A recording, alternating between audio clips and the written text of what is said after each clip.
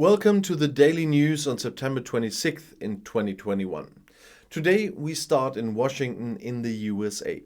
For every vaccine dose administered in the US, Joe Biden plans to donate 3 doses to poorer countries. The US president wants to donate more vaccine doses than all other countries combined, and that's 500 million. Vaccine manufacturers BioNTech and Pfizer are promising supplies at a charitable price. In the fight against the corona pandemic, the USA is donating, as I said, another 500 million vaccine doses for poorer countries. This brings the US pledges for vaccine donations to a total of 1.1 billion doses, as President Joe Biden said at an international video conference on the sidelines of the UN General Debate. This means that the US is donating more vaccine than any other country in the world combined. BioNTech and Pfizer want to deliver the vaccine doses to the USA at preferential prices.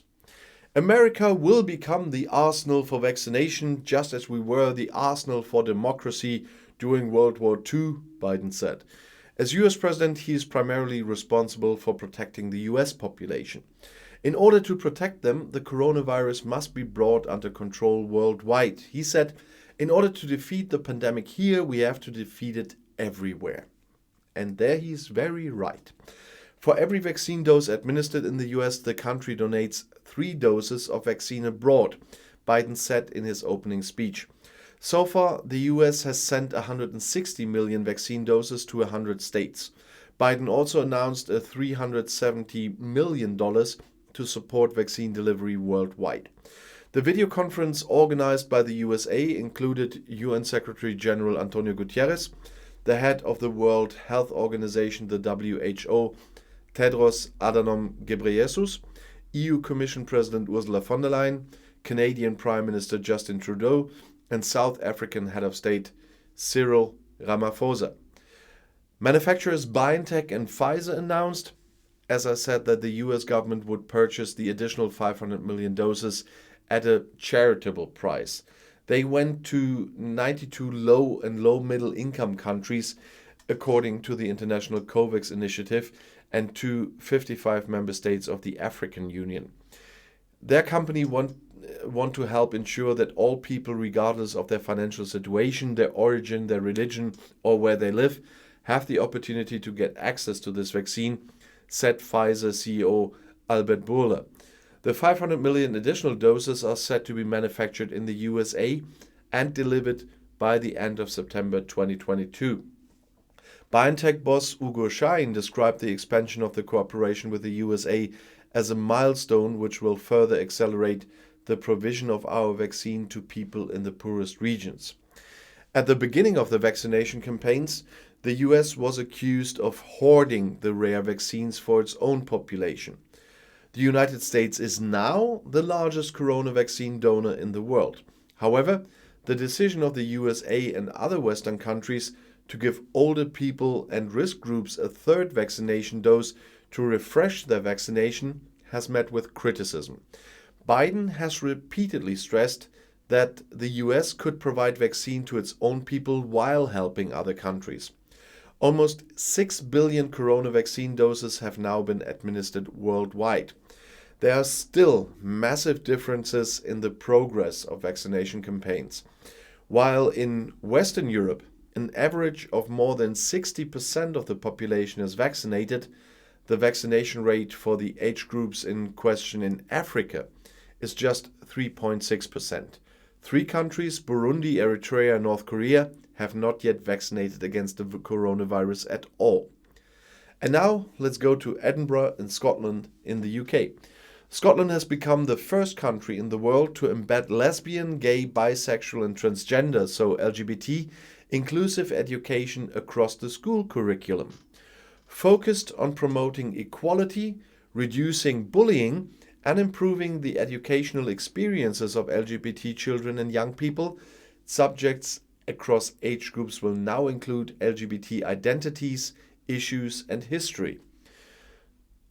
There is support to help schools deliver this, and that includes a website where school staff, parents, carers, children and young people can access information to support LGBT children and young people, and a basic awareness e-learning course for education staff on LGBT and inclusive education is there, and a toolkit of LGBT inclusive education teaching resources.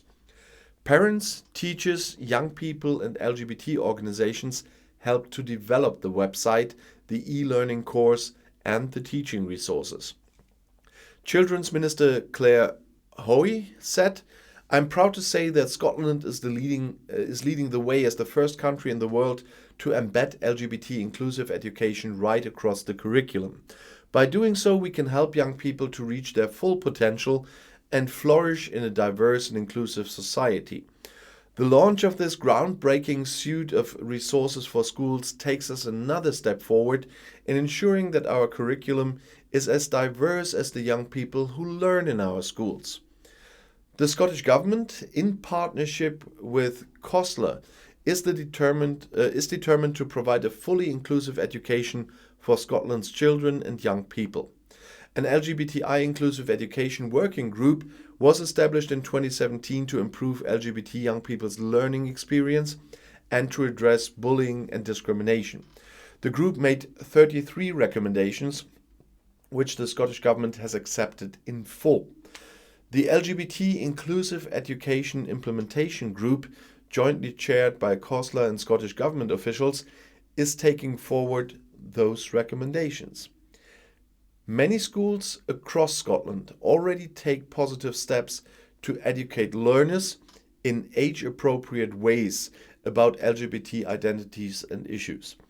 LGBT inclusive education will help build upon this existing good practice, equipping teachers and school leaders with the training and resources they need to approach these topics with knowledge and confidence, and to help effectively challenge homophobia, biphobia, and/or transphobia in the school environment and community.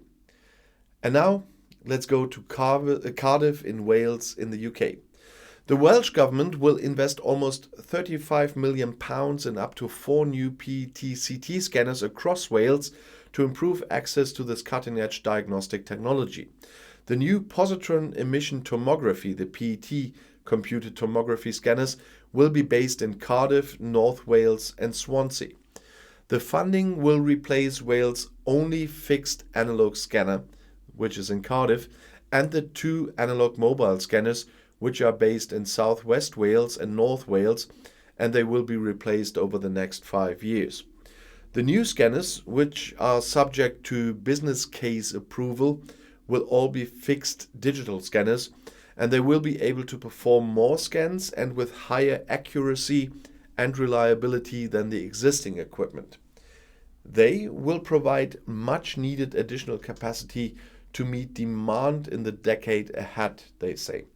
This will in turn help reduce waiting times and be more convenient for patients.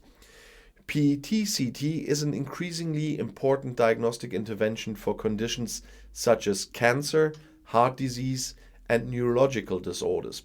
In the case of cancer, the scan allows doctors to more accurately diagnose a cancer and allows doctors to understand how tumors are reacting to treatment. The technique involves injecting a low-dose radioactive tracer into the body, which is then absorbed at higher rates by tumors and allows doctors to visualize where the tumor is and how it is functioning. Welsh Health Minister Annette Morgan said it was important that investments are in vital equipment to help the NHS recover from the pandemic. It's incredibly important that we invest in scanners like these to meet service need and increase our capacity to diagnose, treat, and care for the population in Wales, she said. This investment will have a significant effect on waiting times and will improve the patient care experience, ensuring quicker diagnoses and shorter travel times for those receiving care. The government says we need to future-proof the NHS in Wales, and investments in cutting-edge technology like this will benefit generations to come.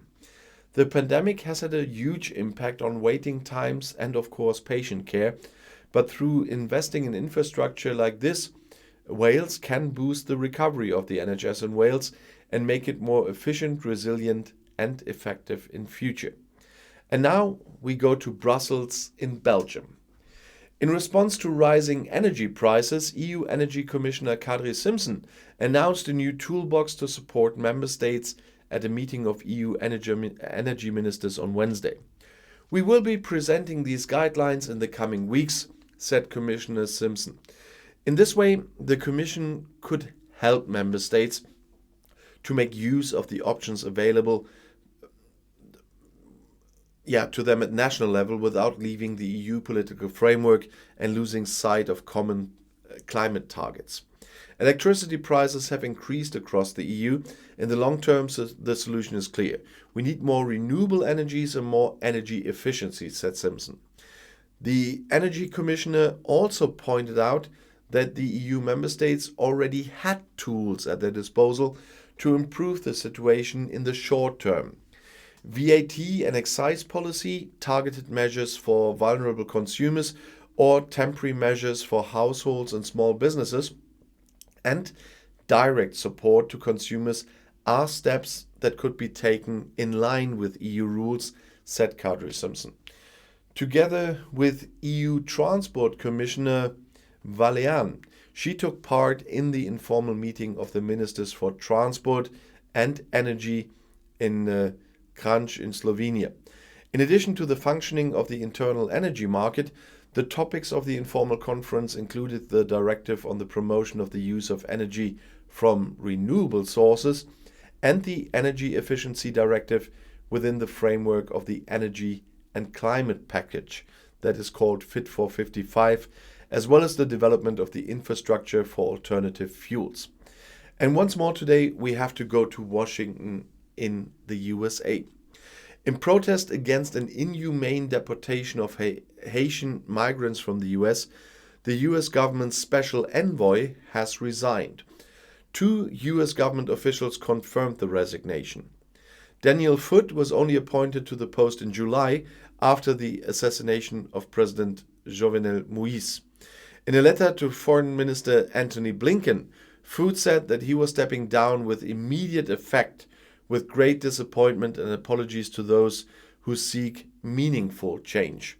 He does not want to be associated with the inhuman, counterproductive US decision to deport thousands of Haitian refugees and illegal immigrants.